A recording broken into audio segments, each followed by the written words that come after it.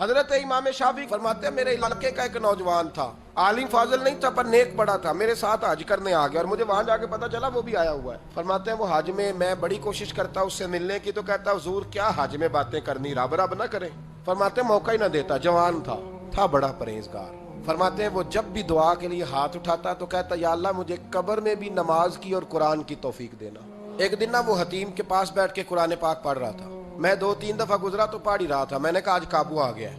میں اس کے پیچھے بیٹھ گیا اور میرے دل میں خیال تھا کہ جتنا بھی آج پڑھے گا نا میں نے اسے 2-4 باتیں کر کے ہی جانا ہے۔ اس نے قرآن مجید سمیٹا اور میری طرف دیکھ کے کہنے لگا حضور میں بھی آپ کا انتظار کر رہا تھا۔ کہتا میں خوش ہو گیا، لیکن اس نے کمال کر دی، جیب سے چند دینار نکالے اور کہنے لگا حضور آج ظہر کی نماز کے بعد نا میرا انتقال ہو جائے گا، تو یہ نا پیسے رکھ لیں، کفن خرید کے نا تو میرا جنازہ پڑھ کے تو یہاں جنت المعلا میں دفن کر دیں۔ امام صاحب کہتے ہیں میں اگلے لفظ کہنے لگا تھا کہ مجھ پہ سختہ آ گیا، کہنے لگا حضور مہربانی کر دیں کہ آپ میرے علاقے کے ہیں۔ میں چپ کر گیا۔ ظہر کی نماز میں نے دوبارہ اس جگہ پڑھی تو میرے ساتھ صف میں موجود تھا، فرض بھی اکٹھے پڑھے، سنتیں بھی اکٹھی پڑھی، نفل پڑھ کے جب میں نے توجہ کی تو وہ زمین پہ لیٹا ہوا تھا۔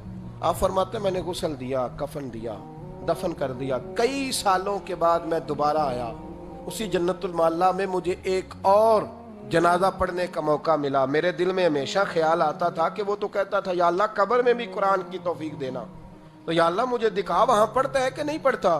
تو امام صاحب فرماتے ہیں وہ میرے دل میں بات تھی، اللہ نے موقع دیا، میں دوبارہ جنازے میں گیا تو جو قبر کھودی گئی وہ اس کی قبر کے بالکل ساتھ تھی۔ اچانک میری نظر پڑی تو قبر کی دیوار گر گئی، لوگ پریشان ہو گئے، کہنے لگے آپ عالم اب آپ بتائیں کیا کرنا ہے۔ تو کہتا ہے میں نے جھانک کے ذرا آگے دیکھا تو اندر بیٹھ کے قرآن پاک پڑھ رہا تھا، تو میری طرف دیکھ کے کہنے لگا السلام علیکم امام صاحب، یہ دیوار شیوار کوئی نہیں گری، یہ اللہ نے آپ کی دعا قبول کر لی ہے۔ آپ کو پتہ چل گیا نا رب نے مجھے قبر میں بھی قرآن پڑھنے کی توفیق عطا فرمائی۔ بھائی قرآن پاک سے دلچسپی، شوق پیدا کریں، ذوق۔ یار کچھ نہ ہو سکے تو اسے دن میں ایک دفعہ چوم کے سینے سے تو لگایا کرو، کبھی اس سے پیار تو کر کے دیکھو۔